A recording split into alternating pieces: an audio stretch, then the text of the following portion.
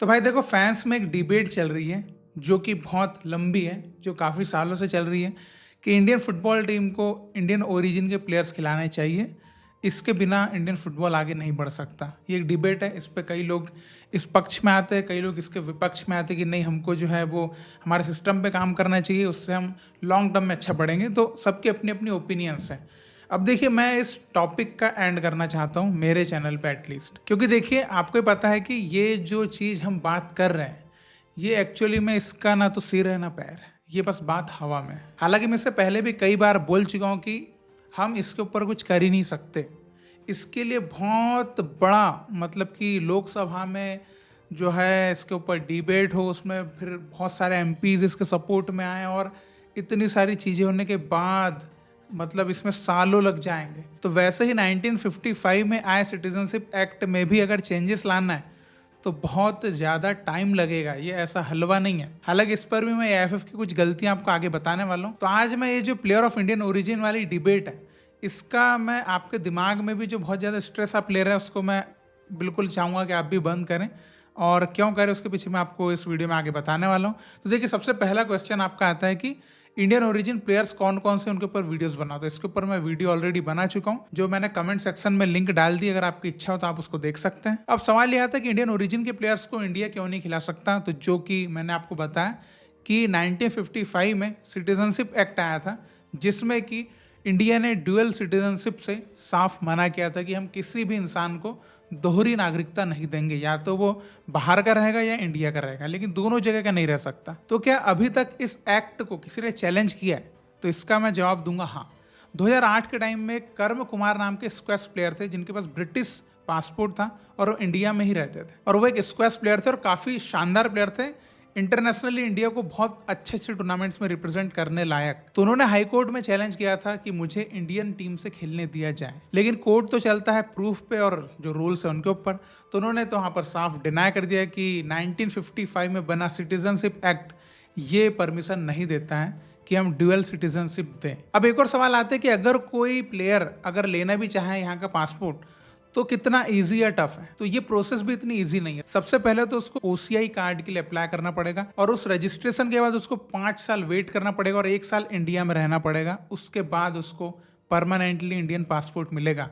तो ये प्रोसेस भी ऑलमोस्ट 6 साल की हो जाती है। अब आपके दिमाग में एक और चीज आ सकती है कि क्या ये किसी प्लेयर ने करा है। तो इसका जवाब है हाँ। 2013 में अराता इजुमी, जो कि जापानीज इंडियन फुटबॉलर थे, उन्होंने 2013 में अपने जापानीज पासपोर्ट को छोड़ा था और इंडियन पासपोर्ट ऑब्टेन किया था और इंडिया टीम को रिप्रेजेंट भी किया था। तो ये भी एक एग्जांपल है कि जिसको इंडिया से खेलना है तो फिर वो खेलेगा ही, मतलब वो तो फिर ये सब चीजें करेगा। अब देखिए, आप में से काफी फैंस के दिमाग में क्वेश्चन आता है कि भाई ड्यूअल सिटीजनशिप देने में दिक्कत क्या है, जब सारी कंट्रीज दे रही है तो हम भी दे देते हैं, क्या बड़ी बात हो जाएगी। तो देखिए, इस पर हमारे जो फॉरेन मिनिस्टर हैं उन्होंने बोला था कि दिक्कत क्या है। उन्होंने बताया था कि इकोनॉमिक और सिक्योरिटी चैलेंजेस हैं ये ड्यूअल सिटीजनशिप देने में, कि किस कंट्री में रहने वाले इंडियन को हम ये ड्यूअल सिटीजनशिप दें या किसको ना दें। तो ये एक बहुत बड़ा चैलेंज है। लेकिन एस जयशंकर ने यह भी कहा था कि ये डिबेट स्टिल अलाइव है, मतलब इसके ऊपर बिल्कुल डिस्कशन की जा सकती है, इसके ऊपर डिबेट की जा सकती है। तो ऐसा नहीं है कि इसमें चेंजेस नहीं किए जा सकते, जो कि कहीं ना कहीं एक ऑप्शन देता है कि शायद मे बी इन फ्यूचर ऐसा कुछ हो सकता है कि ड्यूअल सिटीजनशिप मिले या फिर कोई कानून में चेंजेस आए। लेकिन फिलहाल के लिए ऐसा कुछ भी नहीं है और आगे आने वाले कुछ वर्षों में भी ऐसा कुछ होने वाला नहीं है। अब देखिए, आप में से काफी फैंस ये भी कहते हैं कि हमको प्रोटेस्ट करना चाहिए। तो देखिए, इस प्रोटेस्ट में सबसे पहले तो वो जो प्लेयर्स है जो खेलना चाहते हैं उनको इंडिया आकर ये प्रोटेस्ट चालू करना पड़ेगा, then we can join them. ऐसे नहीं कि हम प्रोटेस्ट, हु आर वी, हम खाली फैंस हैं। जिनको खेलना है वो प्रोटेस्ट चालू कर सकते हैं, then we can join them, और इसको हम थोड़ा सा स्ट्रॉन्ग कर सकते हैं। और even all India football federation को भी इस प्रोटेस्ट में ज्वाइन करना पड़ेगा, बिकॉज कानून वो भी चेंज नहीं कर सकते, वो भी इसमें प्रोटेस्ट कर सकते हैं। कानून केवल जो आगे से गृह मंत्रालय है वो चेंज कर सकता है, वो भी इतना सारा उनको एमपीज का सपोर्ट आएगा, प्लस अपोजिशन के साइड से भी कुछ उनको सपोर्ट मिलेगा, तब जाकर उसमें कुछ चेंजेस किए जा सकते हैं। तो ऑल इंडिया फुटबॉल फेडरेशन का या हम फैंस का, हम केवल रिक्वेस्ट कर सकते हैं, और ऑल इंडिया फुटबॉल फेडरेशन काफी टाइम जो है रिक्वेस्ट कर चुका है। तो उसका एक ही रास्ता है कि भाई वो अपना पासपोर्ट छोड़े और इंडियन पासपोर्ट ऑब्टेन करें।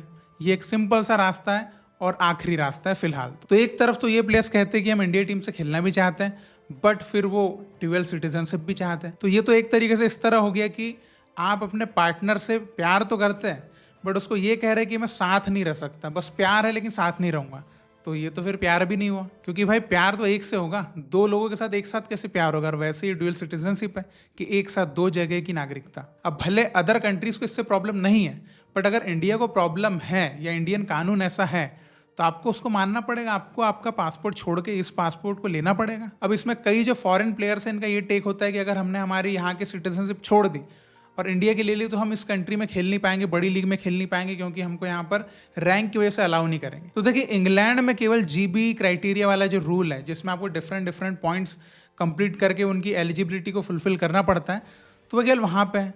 आप चाहें तो दूसरी कंट्रीज़ में तो खेल सकते हैं, अगर आपका इतना अच्छा सीवी और ये सब रहने के बाद आप दूसरी कंट्रीज़ में जा सकते हैं। सिर्फ इंग्लैंड में ही खेल के फुटबॉल खेलना होगा ऐसा तो नहीं है। काफ़ी प्लेयर्स कभी अपनी लाइफ टाइम में इंग्लैंड नहीं खेले, बड़े बड़े वो बाहर स्पेन में खेले, जर्मनी में खेले, फ्रांस में खेले, इंग्लैंड कभी नहीं खेले। तो हमारे जो ओरिजिन के प्लेयर्स हैं ये खेलना भी चाहते हैं, बट विद एक्सक्यूज़ खेलना चाहते हैं कि हम ऐसा भी नहीं चाहते और ऐसा भी चाहते हैं। तो भाई देखो, दो नाव पे पैर रख के तो नदियाँ जो है उसको पार नहीं करेंगे, एक ही नाव पे आपको जाना पड़ेगा। और ये मैं इसलिए कह रहा हूँ कि हमारा कानून बोल रहा है कि भाई हम दो नाव पे पैर रखने नहीं देंगे, हम एक नाव पे जाने देंगे आपको। तो कुल मिला के एट द एंड एक ही पिक्चर बनती है कि भाई आपको अपना पासपोर्ट छोड़ना पड़ेगा तो ही कुछ हो सकता है।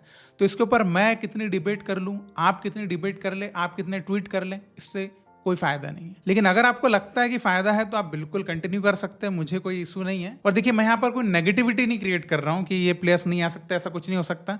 देखिए अगर आप खुद सोचिए, जो एएफएफ की बात मैंने करी थी स्टार्टिंग में कि एएफएफ ने क्या गलतियां करी है, आज एएफएफ पीआईओ प्लेयर्स वाली सीन करते रहता है। आप सोचिए 25 से 30 साल लगते हैं किसी कंट्री की फुटबॉल को डेवलप होने में, जो कि जापान एक प्राइम एग्जाम्पल है, 25 से 30 साल। तो देखिए अगर 2010 के टाइम से भी इन्होंने ये बाहर के प्लेयर्स को बुला के खिलाएं, ये सोचने की बजाय अगर इन्होंने 2010 से भी अगर प्रॉपर काम किया होता तो आज 15 साल हो चुके होते और हम अभी कहाँ जा चुके होते।